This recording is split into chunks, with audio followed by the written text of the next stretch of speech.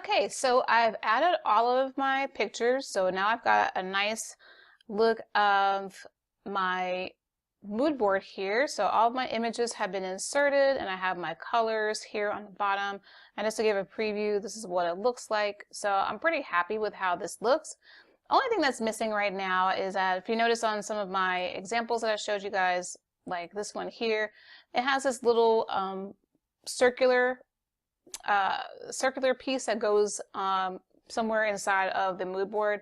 And this isn't necessary, you don't have to put this in here, but it's a nice little touch. And what I like about this is that it breaks up the monotony and kind of like the uniformity of the squares. So I'm going to recreate that as well. And what I'm going to do here is I'm going to go over to the frame tool. I'm going to click and hold it, and then I will select the ellipse frame tool. So let's just kind of draw that out here on the side. Hold down Shift and Alt, and then drag out a circle, about like that. And I want this circle to have a white stroke around it. So I'm going to go to my stroke panel here. And actually, before I do that, I'm going to go to Swatches and make sure that the stroke is selected on top, and I'm going to make it white. So we're just going to click on our paper. I'm going to click on paper there, and I'm going to click back over here to stroke, and I'm going to enter in the value of 10 points. Okay, now that that has been created, now I can go over here and I can drag this and position it where I want to have it.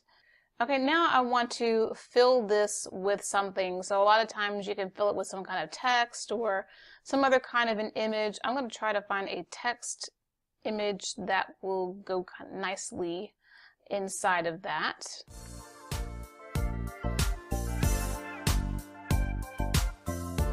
Okay, so I found an image that I want to go inside of that, and you can kind of sort of see it. So I'm going to go up here to the frame, fill frame proportional button and click that, and it shrinks it down a little bit so I can see it a little bit better. And now I just think I want to make it a little bit bigger. So what I'm going to do is I'm going to double click inside, and you can't really see it, but when I double click inside, you can kind of see these blue lines here, and it's just indicating the inside, the actual picture in the inside of the frame. So I'm going to click and drag it out. It's kind of hard to see because I have all these grid lines up here, and actually I can just hide those real quick. Okay, that makes it a little bit easier to see now.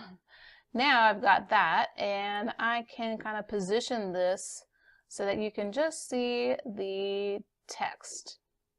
Okay, I think that looks pretty good.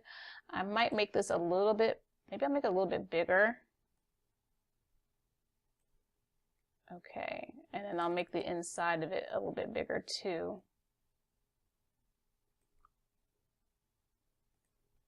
Okay, that looks okay to me. So, you can play around with the placement of this and just see where it fits the best on the image if you do indeed choose to use this type of image in your document. But I think that looks pretty alright. So I'm just going to give it another preview look, pressing Shift W to see what that looks like.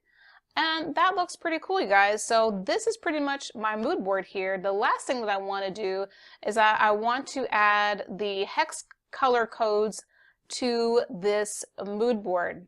And the reason why I do that is, like, when I export my mood board, I either export it in like a PDF or I'll export it into a JPEG or whatever. I usually like to use a PDF because I can select the text in the PDF, and this is really helpful for me when I am wanting to incorporate the colors somewhere else, particularly incorporate them online. So that's what I'm going to do here. So what I'm going to do is I'm going to select each of these colors. And actually, let's see, before I do that, let me go to the text layer.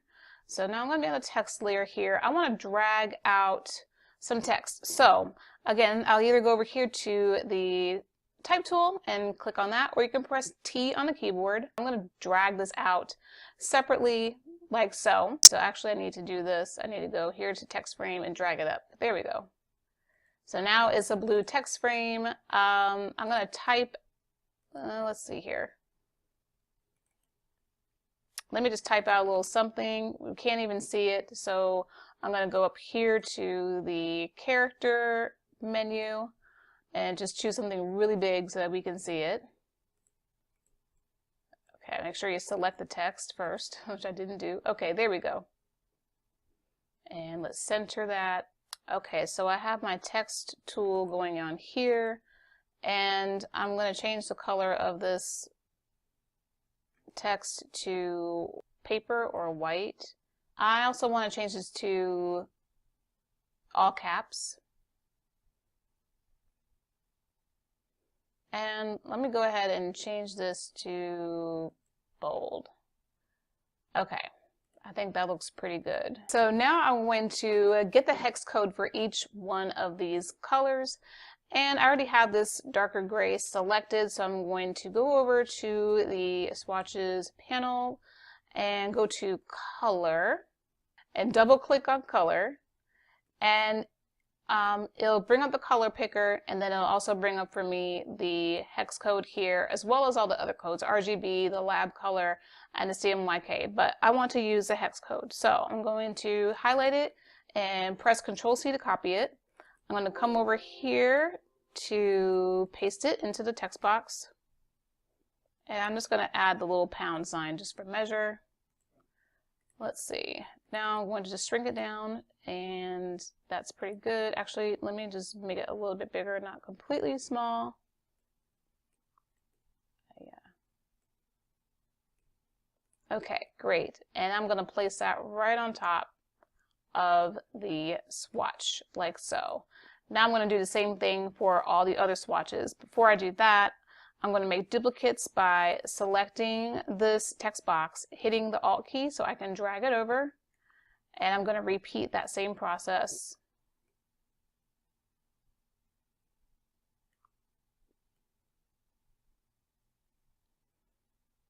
Great, so all I have to do now is go back and get the hex colors for all these different colors. Before I do that, I'm going to go back to these darker color here.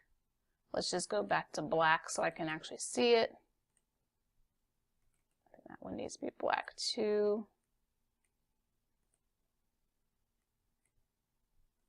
I'm going to select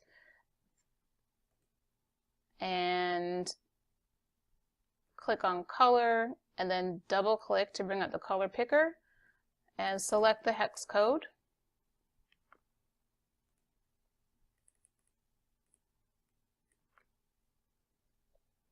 And basically rinse and repeat for all of the other colors.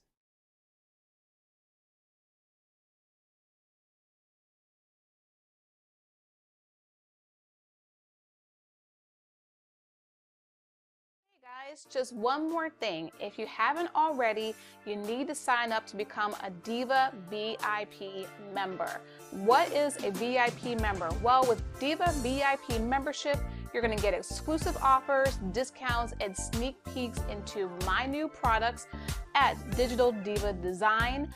And if you sign up, you will get an instant 20% savings off of your next order or your first order from my shop. Yes, that's right. I have a shop with tons of templates and everything for your designing needs.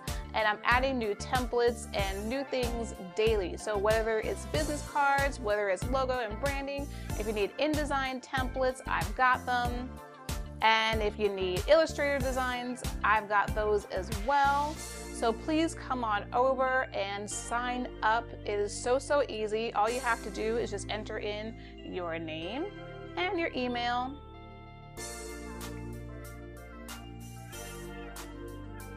And you are good to go. Sign on up for the Diva VIP membership. And go ahead and click on this coupon to get your 20% off savings from your next order at Digital Diva Design. So what are you waiting for? Go ahead and sign up. I'll see you in the next video. And don't forget to subscribe. Bye.